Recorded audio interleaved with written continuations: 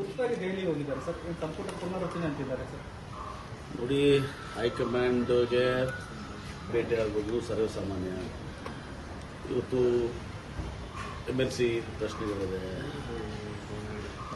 ಇದರ ವಿಷಯಗಳ ಬಗ್ಗೆ ಚರ್ಚೆ ಮಾಡಲಿಕ್ಕೆ ಹೋಗಿದ್ದಾರೆ. ನೀವು ಕೂಡ ಹೈಕಮಾಂಡ್ ಜೊತೆ ನಿಕಟ ಸಂಪರ್ಕದಿಂದ ತುಂಬಾ ಸಮೀಪ ಒಡನಾಡಿ ರಾಜ್ಯ ಕಾಂಗ್ರೆಸ್ನಲ್ಲಿ ಒಂದು ರೀತಿ ಸಂಚಲನ ಮೂಡಿಸುತ್ತೆ, ಮತ್ತೊಂದು ಮಹತ್ತರ ಬೆಳವಣಿಗೆಗೆ ಪಾತ್ರ ಆಗುತ್ತೆ ಇವತ್ತಿನ ದೆಹಲಿ ಪ್ರವಾಸ. ಸೆಟ್ ಆಗಿದೆ ಅನ್ನೋದು ನೋಡಿ, ಇವತ್ತು ಸ್ವಾಭಾವಿಕವಾಗಿ ಅದನ್ನು ಕೂಡ ಅವರು ವಿವರಣೆ ಕೇಳ್ಬೋದು, ಅಥವಾ ಇವರಾಗಿನೇ ಅದನ್ನು ವಿವರಣೆ ಕೊಡುವಂಥದ್ದಾಗ್ಬೋದು, ಏನೇನಾಗಿದೆ ಅಂತ. ರಾಜಕೀಯವಾಗಿ ಏನಾದರೂ ತಲೆದಂಡ ಅದೆಲ್ಲ ಕೂಡ ಅದು ಕೂಡ ಇಲ್ಲ. ಆಮೇಲೆ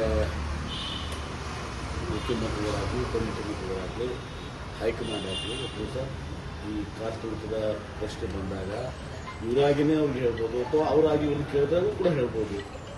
ಇನ್ನು ಉಳಿದಿದ್ದು ಭಾಳ MLC ವಿಚಾರ ಒಂದಿದೆ.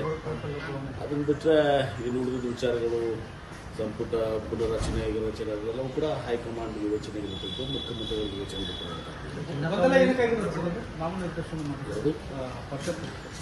ಮೊದಲ ಏನಿಲ್ಲ, ತುಮಸಾದು 4 ಹೆಸರುಗಳು ಬಂದಿದ್ದಾವೆ. ಸ್ವಾಭಾವಿಕವಾಗಿ ಕಾಂಗ್ರೆಸ್ ಪಕ್ಷ ದೊಡ್ಡ ಸಮುದ್ರ ಇದ್ದಂಗೆ ಬಹಳಷ್ಟು ಮಂದಿ ಆಕಾಂಕ್ಷಿಗಳಿದ್ದಾರೆ, ಸಮರ್ಥರು ಕೂಡ ಇದ್ದಾರೆ, ಸಮರ್ಥರು ಕೂಡ ಇದ್ದಾರೆ, ಬಹಳಷ್ಟು ಜನ ಆಕಾಂಕ್ಷಿಗಳಿದ್ದಾರೆ, ಸಮರ್ಥರಿದ್ದಾರೆ.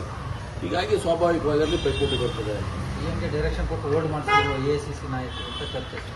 ಯಾವಾಗ ಗೊಂದಲ ಸೃಷ್ಟಿಯಾದಾಗ ಮಾಡಿಸಿದ್ರು ಚರ್ಚೆ ಮಾಡೋಣ ಅಂತ ಹೇಳ್ತಾರೆ.